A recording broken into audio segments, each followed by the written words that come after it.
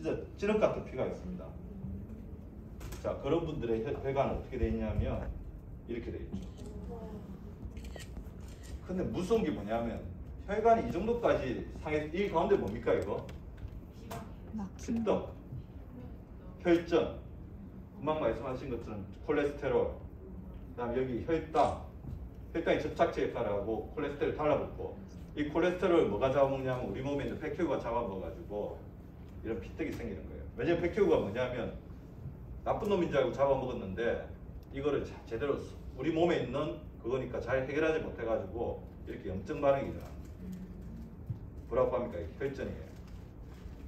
근데 이 상태가 돼도 어떻게 된다고요? 증상이 없습니다. 자, 이렇게 되는 가장 큰 이유가 뭐냐면요. 뭐 때문에 이렇게 되는지 알겠죠? 혈액 속에 염증이 넘치고, 두 번째는 순환이 안 되기 때문에 그래요. 순환되지 않는 혈액은 그 자체가 찐득찐득해지면서 혈관이 달라붙습니다. 자, 혈액이 잘 순환하려면 뭐가 풍부해야 될까요? 혈관은 다 뭐가 둘러싸고 있냐면 근육이 둘러싸고 있습니다. 그래서 근육이 부족한 사람들은 이런 혈관이 되기가 쉽다는 거죠. 더불어 하나 더 아셔야 될 게, 나는 만나 염증이 많아. 그래서 제가 방송에서 항상 만성염증 이야기하는 거 잘 들으신 분도 있을 거예요. 만성염증을 없애는데 가장 중요한 건 뭔지 아세요? 바로 근육입니다. 근육에서는 마이오카인이라고 하는 굉장히 강력한 항염증 단백질이 나오거든요. 그래서 관절염이 심하다, 대상포이 자주 앓는다, 감기가 자주 앓는다, 그런 분들의 공통적인 특징이 보면 젊을 때는 불규칙한 생활 습관이 굉장히 많이 좌우하는데 50세, 60세가 넘어가면서는 근육량이 가장 중요한 역할을 하게 됩니다. 자, 두 번째, 이 사진 보세요. 이 정상적인 내 사진인데 가운데 텅 비었죠. 뭐예요? 쪼글쪼글하고 텅 비었어요. 텅 비어 있는 느낌. 무슨 내 사진이에요? 알츠하이머 치매 환자가 됩니다. 근데 이거는 알츠하이머 치매하고 약간 비슷한 것 같은데 색깔이 이게 좀 이상해요, 그죠? 이건 뭐냐면요. 자, 우리가 살다가 아까와 똑같죠. 자다가 다리 찌거나는데 일어났는데 머리가 갑자기 어지래. 뭐 이상해? 그런데 한 5분 지나니까 괜찮아졌어. 그 기립성 저혈압이구나. 좀 어지럽구나. 지나갔습니다. 그리고 팔에 힘이 없어. 막 이렇게 오래 시간 동안 이렇게 앉아 있다가 이거 하려니까 팔에 힘이 없어. 괜찮아. 그것도 5분 돼서 지나갔어. 완전히 마비가 왔으면 이거 뇌졸중이라고 병원에 갔을 건데, 그게 뭐냐면 바로 미니 뇌졸중. 작은 뇌졸중들이 신경학적 후유증은 남기지 않더라도 조금씩 모여가지고 뇌졸중 생긴 부위는 어떻게 됩니까? 뇌세포가 죽습니다. 그래서 혈관성 치매가 돼가지고 이 경우는 더 심각하죠. 알츠하이머 치매는 뇌세포가 그냥 퇴행한 건데, 이거는 뇌세포가 아예 죽어버린 거거든요. 똑같은 역할이 나는데, 자, 머리 쪽에 혈액순환이 안 되는 사람들의 공통적인 특징을, 특히 중년 여성들 이후에 공통적인 특징이 뭐냐면요. 자, 손 한번 펴보세요. 악력이 약한 사람들. 악력이 약한 사람. 나이 들어서 갑자기 잘 따던 단찬통 못 단다. 뭔가 물건 잡다가 자꾸 떨어진다. 악력이 약한 사람들.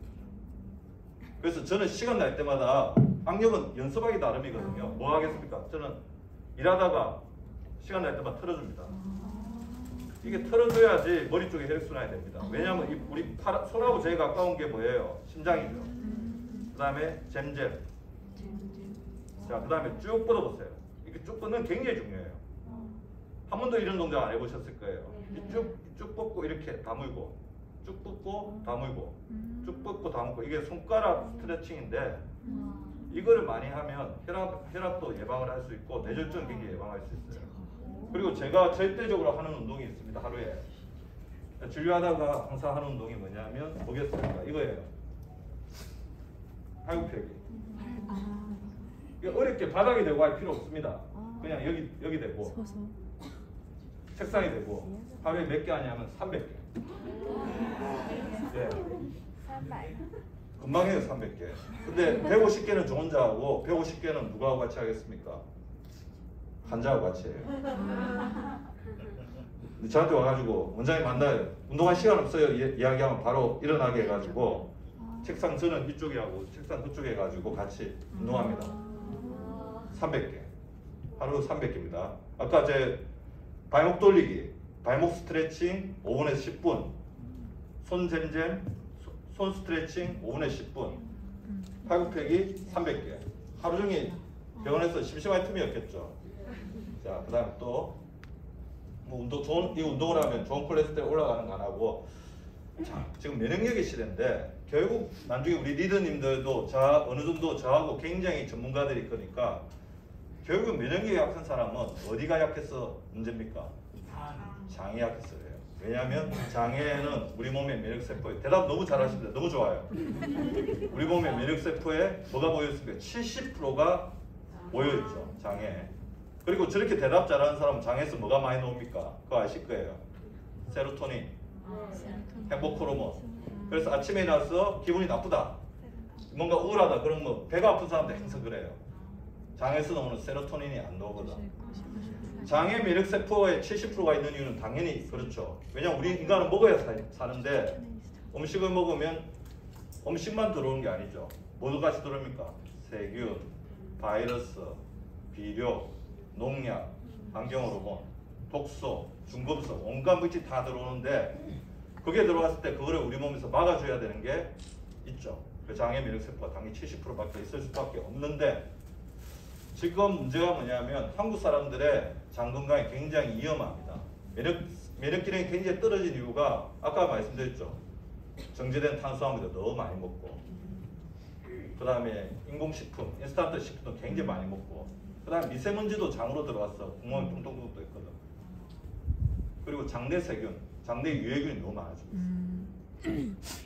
항생제, 진통소염제 그런 거 많이 먹으면 장점막이 약해지죠. 더불어서 또 위험한 게 뭡니까? 아이스 아메리카노. 그렇죠. 아이스 아메리카노 굉장히 위험하고요. 특히 우리 50대 이후에 굉장히 많이 먹는 약이 우리 장 건강을 심각하게 망칩니다. 어쩔 수 없이 많이 먹죠. 무슨 약? 위험약. 위험약을 많이 먹게 되면 왜 위험하냐면 우리 내시경에 보시면 만성 위축성 위염, 만성 위염 되게 진단 많이 받습니다. 장상피하세요. 그것들의 가장 중요한 특징이 뭐냐면 위에 있는 위세포가 태화가 되고 위축이 됐다는 겁니다. 그럼 뭐가 안 나와요? 위산이 안 나옵니다. 위산이 안 나오면 어떻게 되겠어요? 음식물 먹었을 때 세균이나 바이러스를 제대로 죽이지 못하고 살균하지 못하고 금방 이야기하신 것처럼 소화가 안 됩니다. 소화가 안 되는 음식은 소장으로 내려가면, 대장으로 내려가면 유해균의 먹이가 돼요. 그래서 우리 장내 세균이 면역세포에 도와서 튼튼한 바리케이트를 치고 있는데 몇 대 몇십 대 가장 이상적인 비율이라고 하죠. 유익균 8, 유해균 2대 가장 아이디어한 비율이라고 하는데 7대 4까지도 괜찮아요. 그게 깨져버렸어요. 유해균이 많아지면 장점막을 지키지 못합니다. 그럼 대변 안에 있는, 우리 장 안에 있는 여러 가지 독소들이 어떻게 됩니까? 장점막을 공격을 해가지고 장점막에 미세한 균열이 되죠. 그래서 장점막을 뚫고 우리 몸 혈관으로 퍼지게 됩니다. 퍼져서는 안 되는 것들이. 그러면서 우리 몸에 있는 면역세포들을 혹사시키고 염증을 악화시켜서 만드는 병. 무슨 병입니까? 장 누수증후군을 일으키는 거예요. 자, 장 누수증후군 때문에 우리 장 안에 있던 여러 가지 병균, 세균, 독소들이 우리 혈관 다 퍼지게 되면 어떻게 되겠어요? 우리 몸에 있는 면역세포들이 이거를 해결하는데 자기 힘을 다 써버리죠. 그리고 염증들이 너무 많아지니까 그것들을 나쁜 놈이라고 생각해가지고 공격하는데 뭐까지 공격해버린다는 거죠? 자기 세포까지 공격하는 뭐죠? 자가 면역 상태까지 간다는 겁니다. 근데 그분들의 가장 중요한 특징들을 보니까 여러 가지 특징이죠. 잘못된 생활 습관을 가진 분도 있지만 결국에 우리 장 운동이 잘 되려면 우리 몸의 근육이 굉장히 중요합니다. 그것도 소화 운동이기 때문에. 소화 운동이 잘 안 된 사람들은 우리 몸에 근육이 부족한 사람들. 우리 몸의 전체적인 근육량이 부족하면 소화 운동을 시키는 근육도 약해지거든요. 그래서 이렇게 근육이 중요한 역할을 많이 가지고 있는데, 자, 문제는 우리 한국인들의 근육량이 제가 조사해 보면 최근 들었어. 아니 뭐 우리 여성 리더님들이 많아서 하는 이야기는 아니고 저희 병원에서 오늘 오신 분들 코로나 후유증 심각하신 분들 조사해 보면 전부 다 저근육 그리고 나아가서는 마른 비만이 많아요. 마른 비만. 자기가 정상 체중이라고 해서 절대 안심하면 안 됩니다. 근육량을 보셔야 돼요. 그래서 아까 제가 줄자 보여드렸는데 줄자 가지고 1년에 한 번씩은 자기 허벅지 둘레, 종아리 둘레, 팔뚝 둘레를 재보시고 만약에 이것이 줄어들고 있다면 이걸 늘리기 위해서 굉장히 노력을 해야 된다.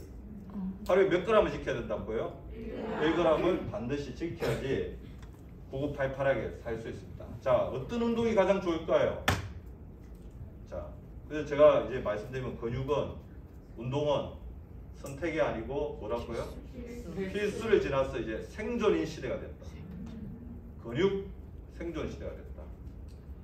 50 이후에 우리가 54만큼 살아온 삶보다 더 많은 삶을 살 건데, 자, 50 이후에 건강해지면 필수인데, 그러려면 즐거운 운동을 해야 됩니다.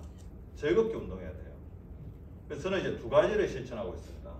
생활의 운동화. 생활의 운동화를 하기 위해서는 차를 뭐로 바꿔야 되냐면 BMW로 바꿔야 돼요. 제 차는 이제 BMW입니다. 뭔지 아시죠? 네. 버스, 메트로, 워커. 제가 지금 병원이 강남구 노련동에 있어요. 오늘 오는데 차를 가지고 오면 조금 편하겠죠. 차를 가지고 안 왔습니다. 지하철 타고 왔습니다. 도어성 급행 그 지옥철을 타고 온 사람이에요.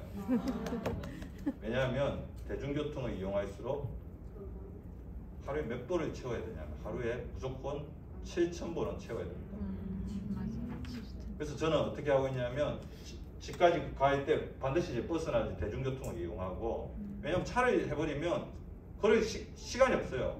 집 앞부터 병원까지 바로 차로 가버리니까 버스 이용하고, 그 다음에 한정거장 먼저 내려서 걸어가고, 그 다음에 우리 병원에서도 화장실 이용할 때 같은 층에 있는 거 이용 안 하고 두 개 층 위에, 두 개 층 아래 있는 걸 이용합니다. 그래서 하루에 7,000번은 채우자. 자, 다시 이야기하면 걷자 생존입니다. 우리 리더님들은 적자 생존 잘하고 있는 것 같아요. 적는 자가 생존한다. 그거 되게 좋은데, 자, 하나 더 이야기하면 걷자 생존이에요. 그냥 두 번째 또 중요한 게, 그게 제가 지금 했던 게 뭐예요? 생활의 운동화. 생활 자체를 운동으로 만들어가는 거고, 운동 자체를 또 생활로 만드는 게 중요합니다. 그래서 자기가 있는 공간 자체, 그 운동을 생활하려면 자기가 있는 공간 자체를 뭐로 만들어야 된다고요? 운동장으로 만들어야 됩니다. 그래서 제가 아까 제가 3개 했죠. 발목 돌리기, 손 털기, 팔굽 펴기. 그리고 저는 시간 날 때마다 이제 하는 게, 자, 이제 상체도 중요하지만 하체도 중요하잖아요. 제가 제일 많이 하는 운동이 이겁니다. 나중에 시간 나면 한번 해보세요. 이거 굉장히 간단한데 쉬워요. 처음에 저도 스쿼팅을 많이 했거든요. 이게 뭐냐면 손 허벅지 운동. 자, 이렇게 하면 운동이 뭐가 다 됩니까? 복부 근육, 허리 근육, 허벅지 근육, 종아리 근육, 엉덩이 근육까지 다 돼요. 이거 몇 개? 하루에 300개. 하루에 300개 하는데 한 번 할 때마다 3, 40개씩 하죠. 자, 이것도 어떻게 하겠습니까? 150개는 저 혼자 하고 150개는 환자하고 같이. 보통 환자분 한 분하고 같이 한 30개 정도 하기 때문에 한 5분만 같이 하면 150개가 그냥 됩니다. 자, 운동에 생활화를 되셔야 됩니다. 아시겠죠? 예. 그러니까 자기가 할 수 있는 운동을 하세요. 그리고 제가 운동할 거 없으면 제가 알려드린 거 이 5개만 해도 하루에 그냥 30분이 그냥 가요. 자, 운동이 얼마나 중요한지 다 알 겁니다. 고혈압, 당뇨, 고지혈증, 비만, 심장병, 암, 치매, 태생관절, 콜다운증, 스트레스 및 수면에도 도움이 되고. 자, 찍으세요. 감사합니다. 이 정도 머릿속에 다 집어넣는 거 아닌가요? 자, 그래서 하루에 어떻게 숨차고, 자, 숨찬 운동 뭡니까? 유산소 운동, 땀나는 운동, 근력 운동. 근육을 내가 자꾸 키운다고 생각하세요. 그냥 자기 몸을 이용하는 운동이 제일 좋은 운동이에요. 뭐 간단한 아령 정도는 들고 가야 되는데 너무 거창하게 운동하려고 하지 마세요. 자, 운동은 뭡니까? Just Do it. 지금 바로 하라는 겁니다. Just now. 알겠죠? 자, 그래 한번 운동 한번 해보세요. 자, 잼잼하고, 그다음 바위 돌리고, 그다음 팔굽혀기는 못하니까, 그리고 제가 좀 이따가 알려드릴 거, 운동 너무 잘하시니까 좀 이따가 알려드리려고 했던 지금 바로 알려드릴게요. 앉아서 할 수 있는 운동이니까. 자, 엉덩이 앞으로 빼고 무릎 모아서 당깁니다.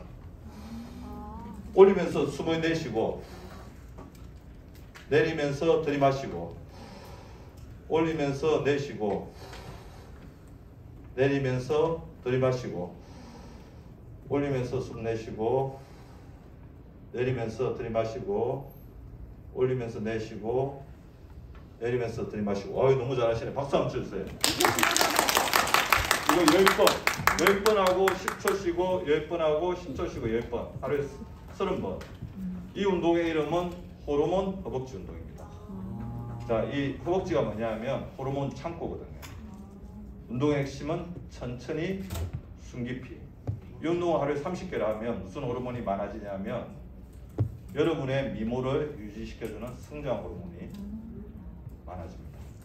그건 좀 이따 알려드릴게요.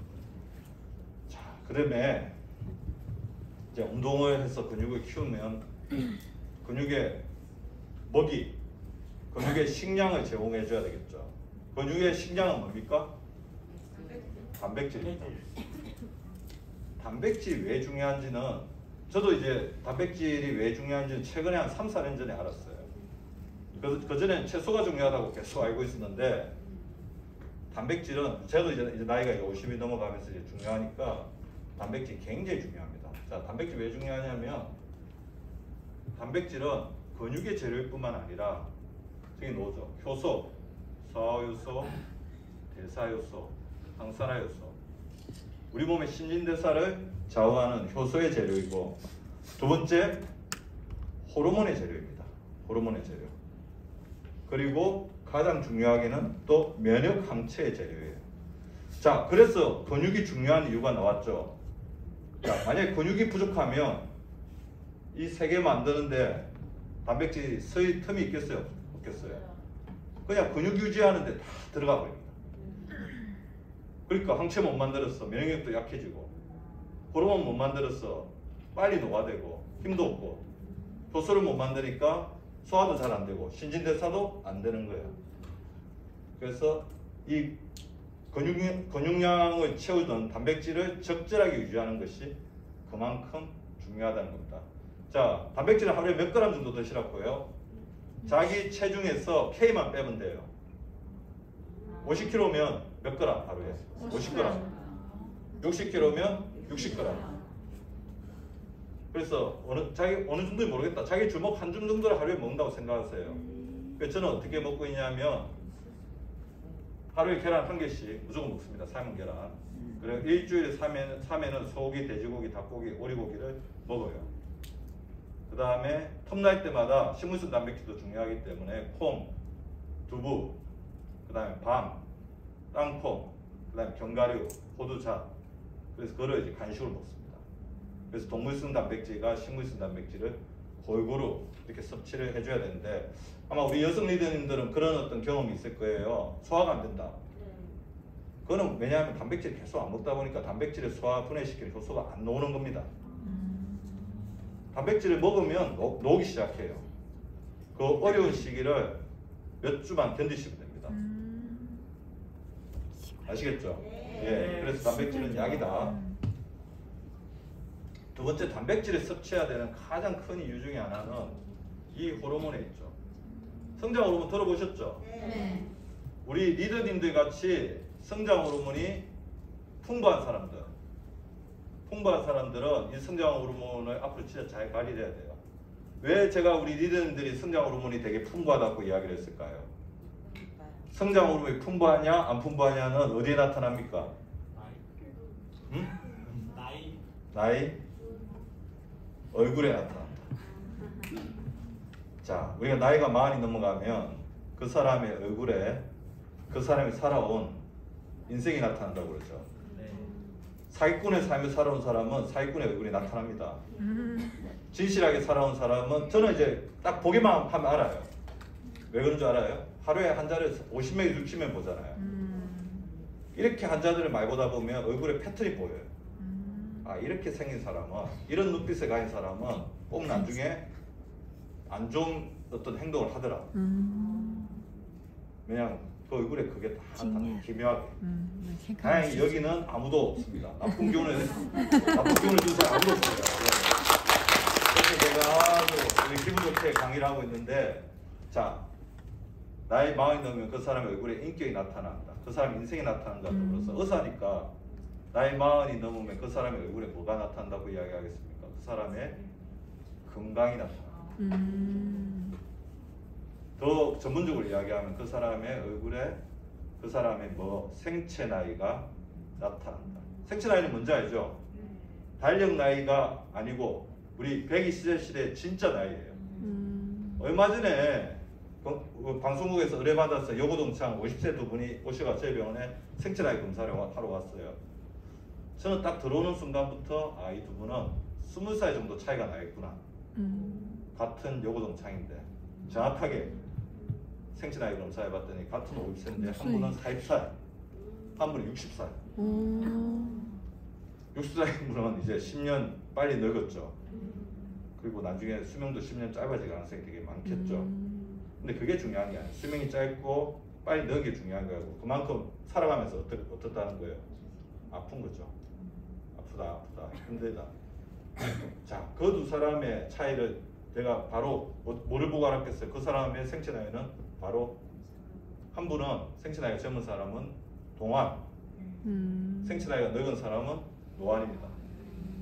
재밌는 이야기를 해드릴게요. 제가 아까 서울대 의대를 나왔거든요. 서울대에서 박사까지 했는데 이제 시골 촌놈이죠. 부산인데 오리엔테이션이라는 걸 해요. 대학교 들어오면 선배들이 모여가지고 이거 인사시켜주는 거. 어떻게 대학생활이라고 해요. 제가 이제 근데 좀 늦게 찾아가지고 이 시골 촌놈이 그러니까 잘 못 찾아가지고 늦게 좀 들어갔어요. 그 대강당을. 제가 들어가자마자 학생들이 전부 다 일어났어요. 선생님이죠. 교수님. 왜 일어났을까요? 교수님인 줄 알고. 얼마 전에 친구들이 그 이야기 하더라고요. 그래서 처음 들어왔는데 너 교수님이 진짜 늙어 보이더라. 그러니까 저는 근데 다행히 30년 동안 이 노안으로 그냥 그대로 하나도 늙지 않고 그냥 있어가지고 지금은 친구들하고 거의 비슷합니다. 네. 30년 동안 그대로 원래 또 타고난 노안은 또 계속 안 늙는 것 같아요.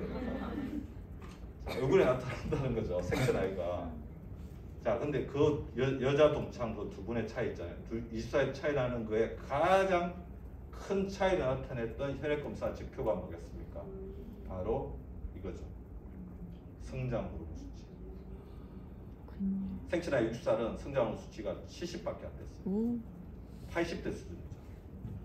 그리고 생체 나이 40인 사람은 성장 호르몬이 200이 넘었어요. 200한 4, 50이 됐어요.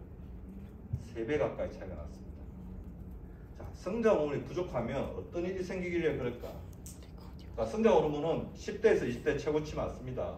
어릴 때는 뭐예요? 키를 크게 하지만 나이가 들어서는 세포를 재생시키는 항노화 역할을 하는데요.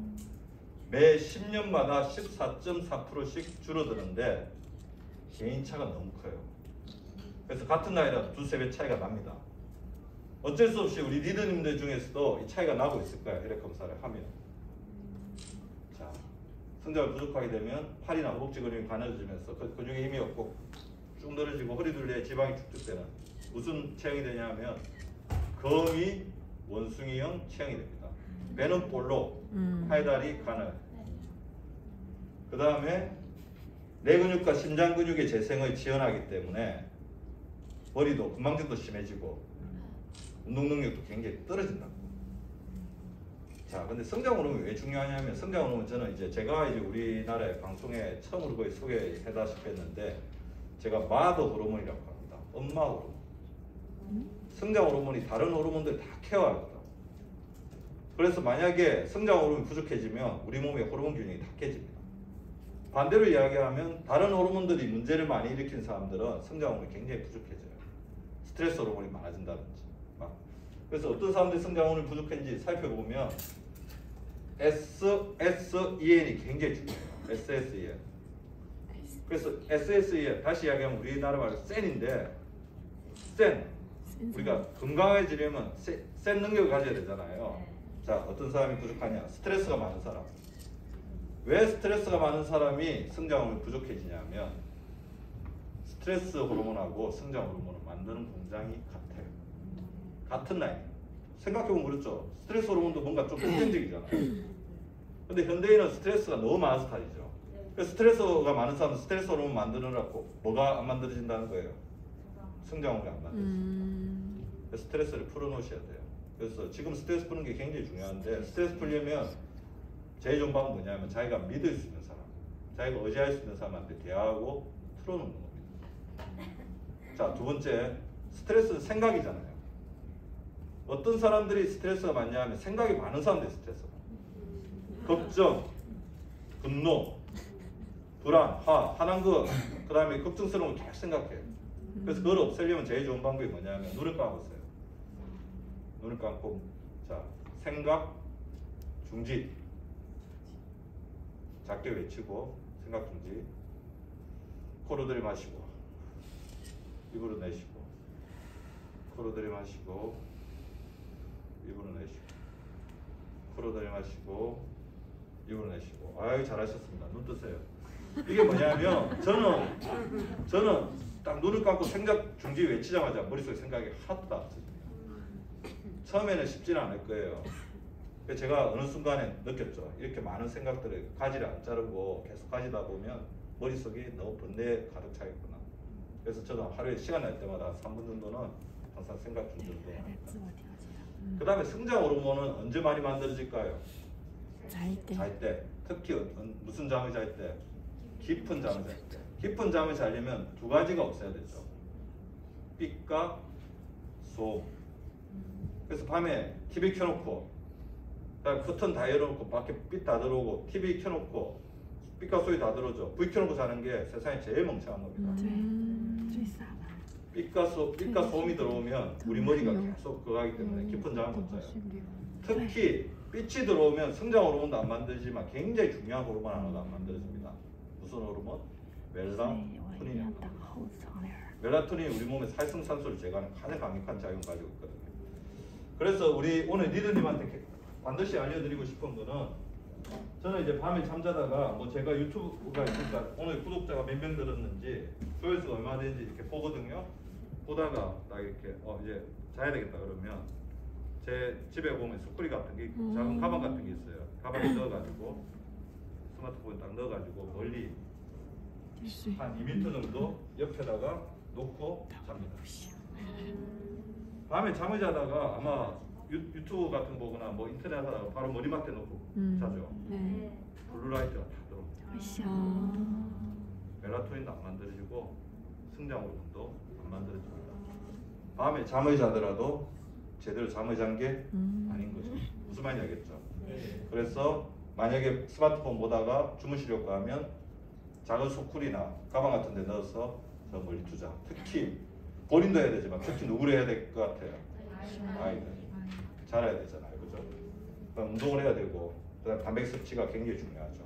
아까 제가 성장 호르몬 늘리는 운동 알려드렸죠? 호르몬 흡입 운동, 천천히 숨기피 운동을 하루에 30회 이상 해줘야 됩니다. 이 운동의 원리는 뭐냐면 천천히 하다 보면 혈류가 굉장히 저하되는 상태가 되거든요. 그거에 맞서기 위해서 성장 호르몬, 미토콘드리아를 굉장히 활성화시키는 그 근육의 상태가 된다는 거죠. 자, 뭐 그다음에 최근에 성장을 높이는데 굉장히 중요한 영양소 중에 하나가 아르기닌이 이제 부각이 되고 있습니다. 아르기닌 많이 들어보셨죠? 예, 아르기닌 풍부한 음식, 달걀, 호박씨, 견과류 제가 매일매일 챙겨 먹는 것들입니다. 자, 두 번째로 중요한 호르몬. 120세 시대까지 살기 위해서 성장 호르몬보다 더 중요한 한 가지 호르몬이 있다면 저는 이 호르몬을 드는데요. 지금 우리 리더님들이 이 초롱초롱한 눈빛으로 제 강의를 들을 수 있는 것도 바로 인슐린 호르몬 때문에 그래요. 만약에 이 인슐린 호르몬이 없었으면 제 강의 들으면서 계속 뭐 어떻게 하고 계셨어야 될 것 같아요? 계속 뭔가 먹고 있어야 돼요. 응? 머리가 엄청나게 지금 지식이 많이 들어가고 있으니까 에너지를 다 쓰고 있는데 이 에너지는 전부 다 탄수화물 에너지거든요. 우리 머리는 당만 에너지로 쓰고 있어요. 그런데 지금 아무도 안 드시고 계시잖아요. 뭐로 지금 이렇게 머리를 쓰고 있는 거예요? 저장에 놓았던 거. 저장한 당을 쓰고 있는 거지. 자, 그럼 우리가 음식을 먹었을 때 당을 어딘가에 저장을 해야 되죠. 그 저장한 역할을 하는 게 뭐라고요? 인슐린. 당을 먹으면 우리 혈액 속에 당이 들어오면 탄수화물을 먹으면 밥빵면 밀가루 음식을 먹으면 당으로 분해돼 가지고 혈관 쪽으로 들어오죠. 그러면 췌장의 베타 세포에서 인슐린이 분비가 돼요. 그럼 인슐린이 가가지고 딱 당을 잡아요. 돌아다니는 거 잡아가지고 끌고 가죠. 창고로. 창고에 가면 인슐린 수용체라는 문지기가 있어요. 이 인슐린 수용체가 보고 이 데리고 온 인슐린이 믿을 만한 인슐린 아무나 집어넣으면 안 되잖아요. 창고에 불순물이 섞이면 안 되잖아요. 창고 얼마나 소중한데. 그래서 믿을 만한 인슐린이 데리고 온 것만 넣어준다고. 자, 첫 번째 창고. 인슐린 수용체가 지키고 있는 첫 번째 창고는 어디냐면 바로 간입니다. 간. 자, 간으로 가면 인슐린 수용체가 열어줘가지고 당을 집어넣어서 간에 무슨 형태로 저장합니까? 지방 형태로 저장을 하고 나중에 필요할 때 꺼내 쓰는 거죠. 두 번째 창고 어디냐면 근육입니다. 특히 허벅지 근육 제일 풍부한 창고죠. 그래서 이 안에 집어넣어야지 우리가 걸을 때, 운동할 때 쓰겠죠. 자, 세 번째 창고가 우리 몸에서 제일 큰 창고예요. 어디일까요? 어떻게 보면 우리나라 사람들 제일 큰 고민 중에 하나, 특히 중년 여성들의 가장 큰 고민 중에 하나이기도 합니다. 만지고 계시네. 여기입니다. 지방. 네, 이거 나쁜 거 아니에요. 이거 적절하게 있어. 지방이 없으면 사람은 살아날 수가 없어요. 왜냐하면 여기서 에너지 다 꺼내 쓰기 때문에. 혈관에 대한 재료도 여기서 공급해주고 그래요. 지방세포에 이렇게 집어넣습니다. 자, 어떻게 집어넣냐면 지방세포에도 인슐린 수용체가 기다리고 있거든. 당이 들어왔네? 문 열어줘. 그럼 지방세포에 당이 들어가서 지방으로 변화돼서 전환이 됩니다. 지방세포 하나는 몇 배까지 커지는지 아시죠? 300배까지 커져요. 지방세포 하나가 300배까지 이렇게 커집니다. 근데 적당히 커져야 되는데 너무 커지죠? 왜냐하면 우리나라 사람 비만의 원인의 99.9%는 뭐 중독이에요? 탄수화물 중독. 힘들면 탄수화물, 화나도 탄수화물, 기분 좋아도 탄수화물. 자, 근데 최근에 제가 방송에서 이야기 많이 했을 겁니다. 비만은 무슨 질환이라고? 염증성 질환. 염증성 만성 질환입니다. 지방세포가 필요 이상으로 커지면 지방세포가 너 그만 집어넣어 하고 뭐를 만들어내냐면 염증인자를 뿜어내요. 그러니까 인슐린이 여기 가려다가 얘가 화났네. 더 이상 못 가죠. 근데 인슐린 되게 착한 애거든. 착해서 문제예요. 적당할 때 파업을 하고 못하겠다고 하면서 자기를 몸을 살려야 되는데 몸을 안 살리고 또 우리가 막 먹으니까 이 착한 애가 또 어디로 가겠습니까? 다시 간으로 갑니다. 근데 간으로 가는데 간에 있는 문지기가 너 더 이상 못 받아. 근데 인슐린이 사정을 하죠. 제발 받아달라고. 그래, 이것만 좀 넣어줄게. 뭐 잘합니다. 간은 이미 가득 차 있는데 다시 당이 들어와서 지방이 쌓여요. 무슨 간이 되는 겁니까? 지방간이 되는 거예요. 근육이 또 들어가죠. 그때는 근육이 어떻게 되냐면 염증이 돼요. 지방세포도 들어가고. 그러면 이렇게 하다 보면 제일 불쌍한 애가 누구예요? 인슐린 너무 불쌍하죠. 여기저기 구박당하고. 그래서 더 이상 일을 못하겠다.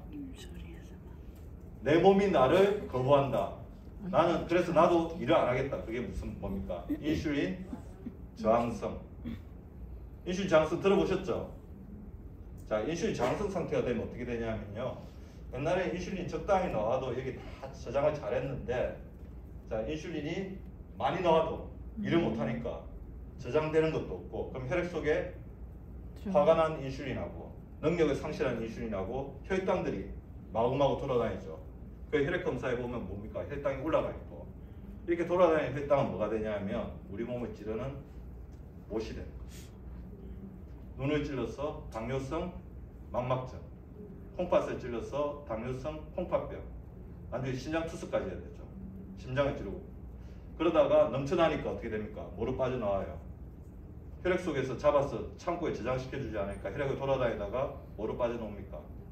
소변으로 빠져나오죠. 무슨 병입니까? 그게 바로 암병요. 당뇨병. 당뇨병은 이제 정확하게 이해하셨죠?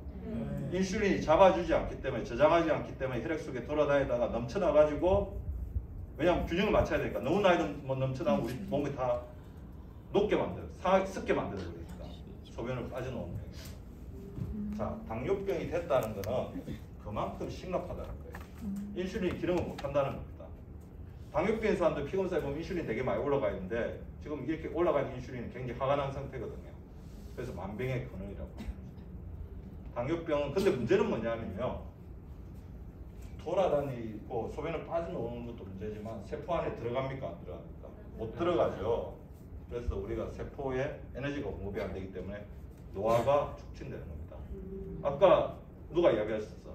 저혈당, 뭐 무기력 이야기하셨는데 막 졸리고 하품 나고 뭐 운동을 해도 공부도 안 되고 그게 다 바로 인슐린 저항성의 상태라는 거죠.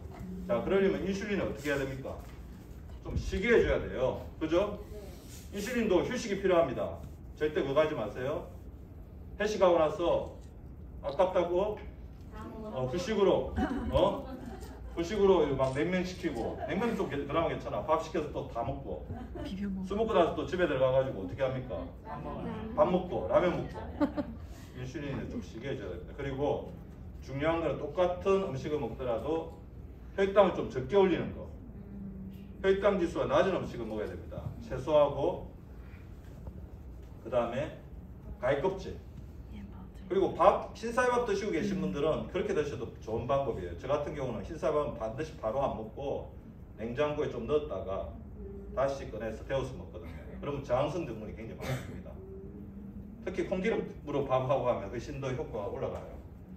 그 다음에 또 인슐린이 좀 쉬게 해주려면 어떻게 해줘야 되냐면, 자, 내가 잘 살펴봤어요. 제 이 책 제목이기도 한데, 제가 7년지를 만들었던 책 제목이 됐는데, 우리나라 사람 밥을 어떻게 먹냐면 밥 한 번, 반찬 한 번.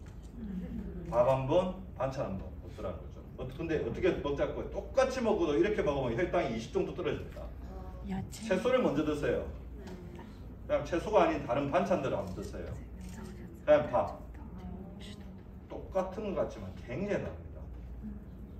밥 한 번, 반찬 한 번은 밥이 항상 1대1로 들어가잖아요. 근데 어떻게 먹자고요?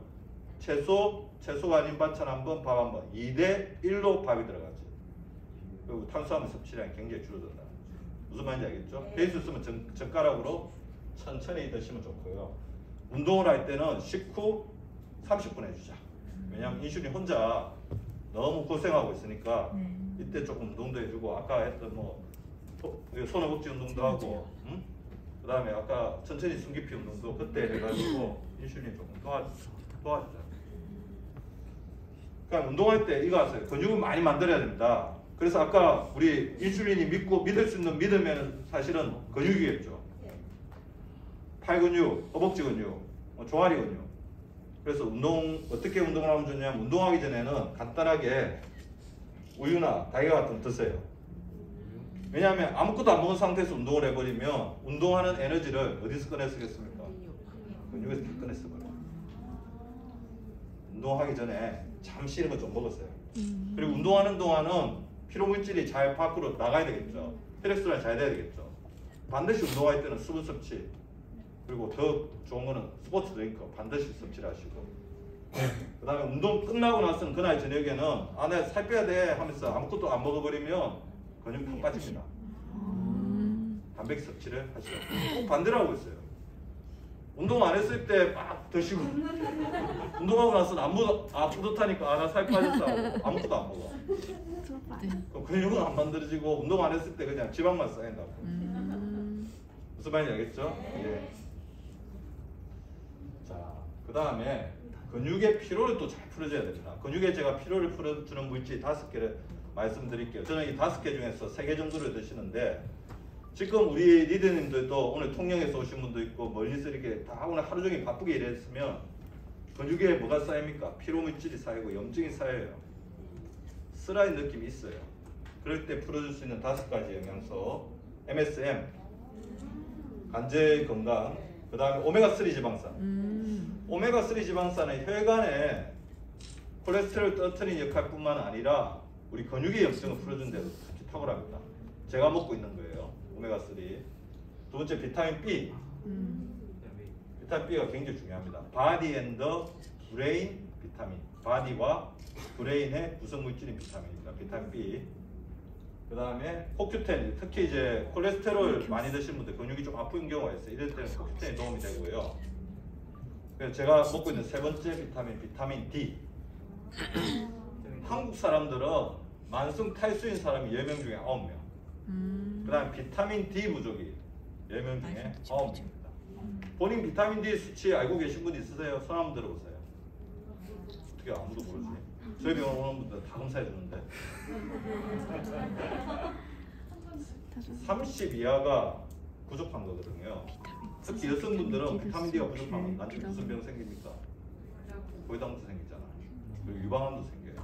비타민 D가 무슨 호르몬이냐? 디펜스 호르몬이거든. 방어 호르몬이거든. 그래서 비타민 D 반드시 체크해 보시고, 저희 병원의 여성분들은 환자분들은 그냥 3개월에 한 번씩 주사 맞는 분도 굉장히 많고, 비타민 D는 6개월에서 1년에 한 번씩 반드시 체크합니다. 본인의 비타민 D를 모르고 있다는 거는 그건 좀 문제가 있는 거예요. 그래서 나중에 그럼 어떻게 하면 되냐? 병원 다니는 주치의가 있을 거 아니에요. 주치의쌤한테 가서 혈액 검사할 때 한번 체크해 달라고 왔어요. 건강검진 할 때 추가로 이렇게 뭐 10,000원, 20,000원 더 내면 할 수 있어요. 비타민 D를 체크해서 10 이하면 너무 부족하니까 주사를 맞으세요.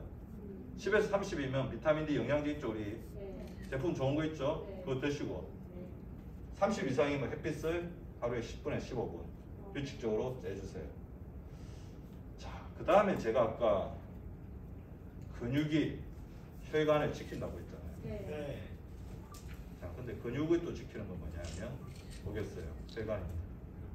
근육을 어떻게 알고 보면 혈관 덩어리. 그래서 근육이 피가 나면 피가 엄청 많이 나잖아요. 그렇죠? 근육이 잘 형성이 되려면 이 혈관이 깨끗하게 잘 유지가 돼야 됩니다.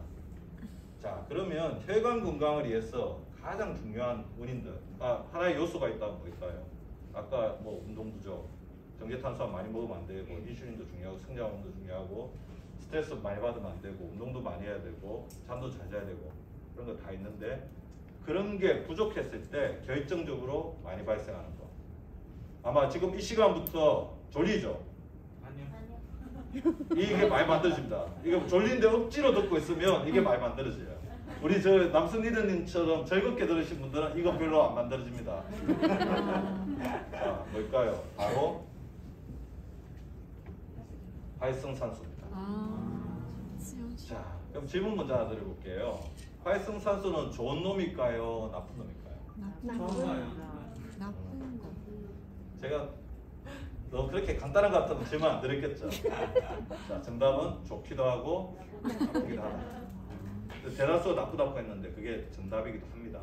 왜 그러냐면 한국 사람의 99.9%는 활성산소가 너무 많기 때문에. 이론적으로 활성산소는 적당량이 있으면 우리 몸에 들어온 산소 영양, 병용균, 세균, 암세포까지 죽이는 역할을 해요.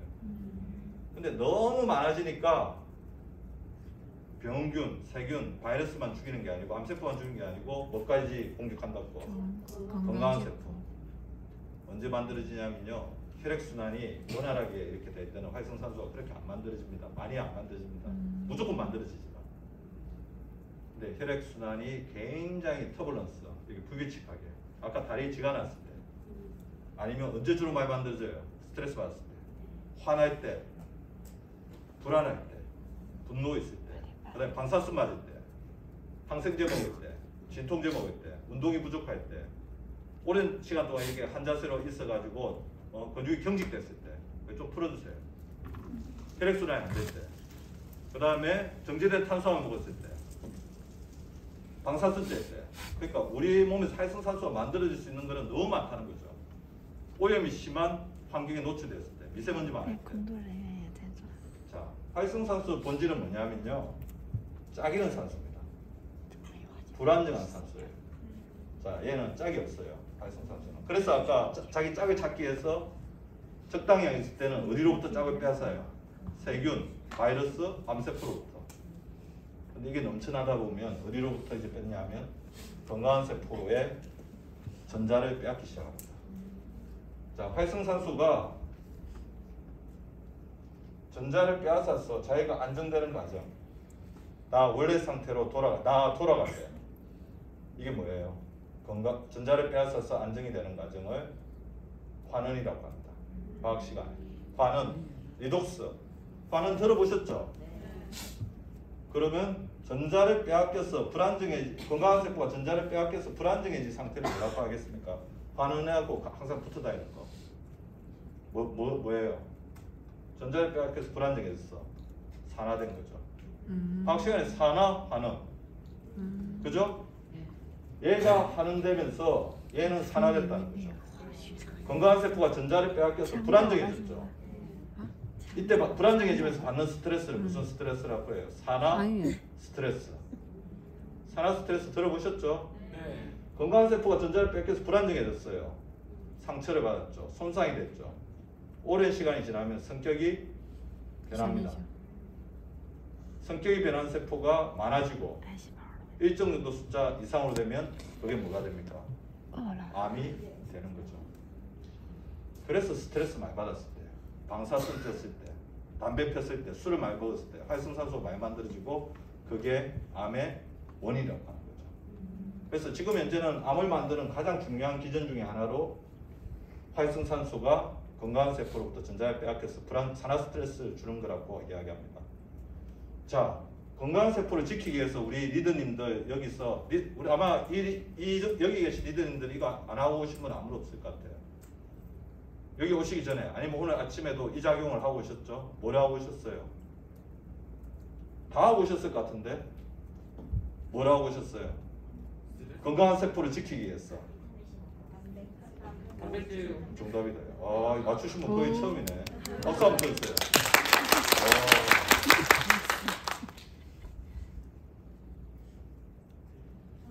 자, 건강한 세포가 산화되는 것을 막기 위해서 황산화 작용. 자, 산화된다고 했잖아요. 산화를 막는다. 황산화. 그죠? 황산화 작용 우리 리더님들이 다 하고 오셨어요. 아침에. 그게 뭐예요? 황산화 물질을 먹은 거죠. 자, 황산화 물질은 뭐냐면 활성산소가 건강한 세포로부터 전자를 빼앗기 전에 미리 전자를 줘가지고 얘를 중립화, 무력화, 빼앗지 못하게 미리 선수를 치는 겁니다. 무슨 말인지 알겠죠? 활성산소가 많이 생기는 환경에서는 황산화 물질을 다양하게 자연에 가깝게 아주 다양한 방식으로 만들어진 것들 다양하게 섭취를 해야 되겠죠. 이해를 하셨죠? 그래서 우리 항산화 물질을 먹는 것을 뭐라고 합니까? 황산화, 이게 산화되지 않도록 막아주는 항산화 작용. 우리 리듬들이 아침에 항산화 물질을 먹은 것은 항산화 작용. 그 항산화 물질은 뭐였습니까? 아침에 먹었던 비타민하고 미네랄. 암에 의해 훌륭한 제품들이죠. 자, 황산화 물질의 종류, 비타민 A, 비타민 에이스라고 생각하시면 돼요. A, C, E. 에이스. 자, 황산화 에이스, 비타민 A, C, E. 자, 계란, 노른자, 간, 두부, 견과류, 채소, 과일, 녹색 채소, 식물성 식용유, 카로티노이드, 폴리페놀, 세레늄. 아주 익숙하죠?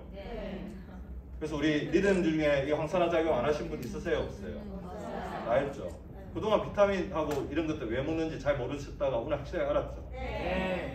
그래서 활성산소가 너무 다양하게 광범위하게 집중적으로 생기기 때문에 매일매일 그거를 선제적으로 미리 막아주는 행위, 바로 항산화 작용.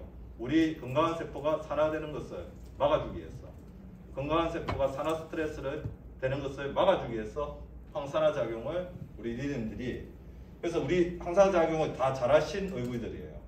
그래서 제가 오늘 아침에 다 하고 오셨을 거라고 이야기 드렸죠. 항산화 작용 잘하는 사람 피부는 어떻습니까? 피부가 맑고 윤기가 있고 빛이 납니다. 눈이 맑고 얼굴에 윤기가 나고, 그 다음에 얼굴색이 또 맑고 투명하고 탈모도 적어지고 그렇게 된다는 거죠. 자, 그래서 제가 아까 황산화 영양소의 최고봉이 뭐라고요? 아까 제가 말씀드렸죠. 과일의 껍질. 과일의 껍질에 있는 그 뭡니까? 파이토 뭐죠? 식물, 那有什么不？ 케미칼, 생리성, 생리활성 물질. 파이토, 케미칼.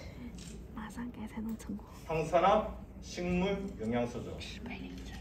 자, 황산화 식물 영양소는 주로 과일에 뭐예요? 과일이나 채소에 어디에 다 있습니까? 껍질에 다 있죠. 왜 껍질에 다 있어요? 햇빛. 보호작용. 그렇죠. 여기 똑똑하신 분 되게 많네. 식물들의 가장 중요한 특징은 움직이지 못한다는 거예요. 그러니까 햇빛, 오염, 그다음에 제일 큰 거 새, 해충, 벌레로부터 자기를 지키기 위해서 자기 지키는 생리활성 물질을 파이토케미칼을 다 껍질에 다 발라놨어요. 근데 그게 우리 몸속에 들어오면 무슨 작용한다고요? 황산화 작용을 한다는 거죠. 자, 대표적인 거 붉은색 라이코펜, 토마토에 많이 들어있죠. 당근이나. 그 다음에 초록색, 최근에 굉장히 중요한 것 같아요. 초록색 클로로필, 피로회복 독소 제거에 굉장히 도움이 되고 간세포 재생, 중금속을 밖으로 디톡스 시키는 역할을 합니다. 클로로필. 초록색 뭐 상추나 그런 것들 있잖아요, 그죠? 뭐 깻잎이나 그런 거 많이 드셔야 돼요. 자, 노란색은 너무 유명하죠. 베타 카로틴, 그죠? 노란색 과일과 채소에 있던 파이토케미칼, 눈, 야맹증. 그다음에 최근에 굉장히 중요성이 부각되고 있는 것 같아요. 바이러스 시대. 바이러스로부터 우리 몸을 지켜주고 신장 기능을 강화시켜주는 주로 뭐에 많이 들어있습니까? 마늘이나 양파, 뭡니까? 케르세틴, 안토크산리틴.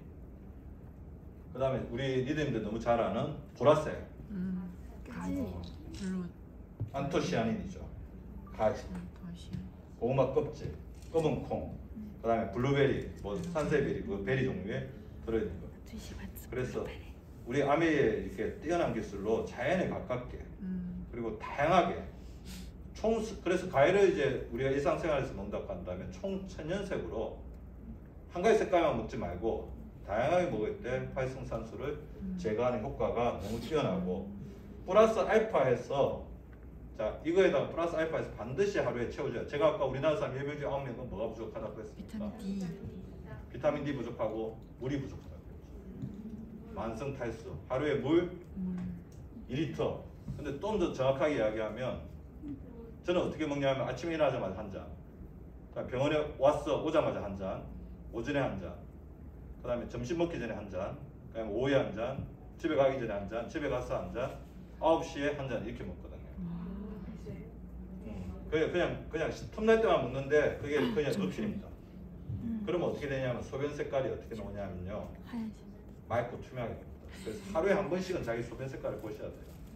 이번에 코로나를 제가 그 발견했는데요. 코로나 후유증 없이 잘 지나간 사람하고 못 지나간 사람 가장 큰 차이 중에 하나가 물을 얼마나 잘 먹었느냐, 그리고 가습기를 얼마나 잘 틀었느냐가 굉장히 중요합니다. 이 점막이 촉촉하게 젖어 있어야지, 세포에 수분이 풍부해야지 바이러스가 발을 못 붙여요. 우리 세포가 건조되어 있으면 바이러스가 굉장히 침범을 잘 됩니다. 그러니까 틈날 때마다 수분 섭취를 해주십시오. 자, 한 시간 뭐 반이 그냥 너무 잘 들으셔가지고 순식간에 지나가는데, 자, 제가 정리를 좀 할게요. 자, 근육은 심뇌관 질환, 암, 치매 등의 노화 질병을 막고 면역력을 증진시켜서 건강 수명을 늘려주는 최고의 우분이다. 그래서 하루에 1g의 근육을 지켜야지 지금 면역력 시대를 훌륭하게 헤쳐나갈 수 있는데, 지금 당장 시작해야 된다는 거죠. 늦은 시기도 없습니다. 그리고 이런 시기도 없어요. 이 근육이 혈관을 지키고 성장 호르몬, 인슐린 호르몬을 중요한 파트너가 되고, 그다음에 우리 몸의 면역력을 지켜주는 가장 중요한 항염증 물질 마이오파인을 분비하는, 어떻게 보면 자 우리 건강의 한 20에서 30% 이상의 지분을 가지고 있는 굉장히 중요한 우리의 운이라는 거죠. 자, 근육은 생활의 운동화, 그죠? 생활의 운동화 하루에 30분 이상, 그러니까 7.5 이상 걷자. 운동의 생활화. 제가 알려드렸던 것처럼 손 틀기, 잼잼, 그 다음에 발목 돌리기, 손허벅지 운동, 팔굽혀펴기, 호르몬 억제 운동. 그리고 저의 이제 라이프 스타일 방식이고 우리 리더님들 또 자기가 그냥 즐겁게 할 수 있는 운동들을 만들어냈어요. 루틴을. 이거 만들어내시고 자기 건강 상태에 맞는 습생, 단백질 섭취, 그다음 좋은 탄수화물, 복합 탄수화물, 그다음에 오메가 3, 불포화 지방산이 풍부한 음식들 잘 쓰시면서 또 우리 아메에서 만들어낸 최적의 과학기술을 만들어낸 어떤 건강 보조식품을 현명하게 섭취하면서 우리 근육을 잘 지켜주셔야 됩니다.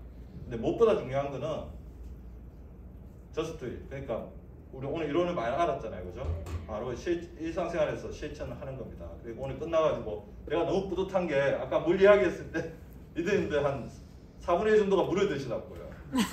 그래서 좋은 거는 바로 실천을 하자. 그렇게 해주셨으면 좋을 것 같습니다. 그래서 1시간 20분 동안 너무 이제 너무 이렇게 초롱초롱 맑은 눈빛과 총명한 눈빛으로 이렇게 강의를 시청해 주셔서 너무 감사드리고요. 우리 120대 시대 건강의 주인 되는 우리 리더님들 되기를 바라면서 오늘 강의를 마치겠습니다. 우리 리더님들의 건강과 행복을 응원합니다. 감사합니다.